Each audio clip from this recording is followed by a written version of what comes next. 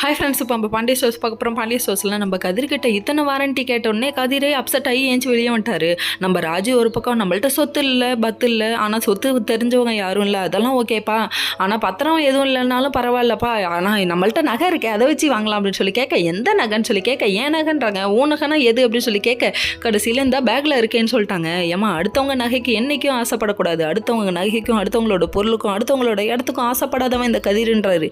இந்த டயலாக் ஒன்றும் குறைச்சல்லடா, கீழே விழுந்தாலும் பேத்த எடுத்தாலும் பேத்தா சங்கு குறையிலங்கிறடா அப்படிங்கிற மாதிரி ரியாக்ஷன் விட்டுட்டு கடைசியில் நம்ம யூஸ் பண்ணிட்டு வச்சுக்கலாம் அப்படின்னு சொல்ல, என்ன ஆல்ரெடி திருடுங்கிறாங்க, அந்த திருட்டு பள்ளி இன்னும் சுமக்கவா கொண்டு போய் வேணாம் கொடுத்துரு அப்படின்றாங்க. என்ன ஒரு அழகா புள்ள வளர்த்து வச்சிருக்கமா அப்படிங்கிற மாதிரி இருக்கு. வனரோசா பிள்ளைங்க நல்லா வளர்த்து வச்சிருக்க அப்படின்னு சொல்ல தோணுது. சரி, இதெல்லாம் ஒரு பக்கம் இருக்க.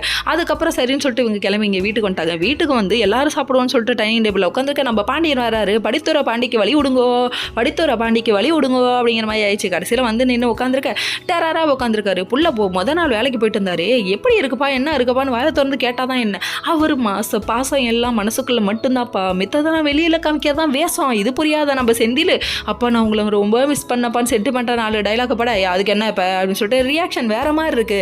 எம்டன் மகன்ட்ட இவ்வளோதான்ப்பா எமோஷனலாக எதிர்பார்க்க முடியும் அப்படிங்கிற மாதிரி ஆயிடுச்சு. கடைசியில் பார்த்தா வாக்குவாதம் முத்தி போச்சுங்க. கடைசியில் நீ எனக்கு என்ன செஞ்சிருக்க, நான் உனக்கு என்ன செஞ்சிருக்கேன்னு பேச்சு வர ஆரம்பிச்சிருச்சு.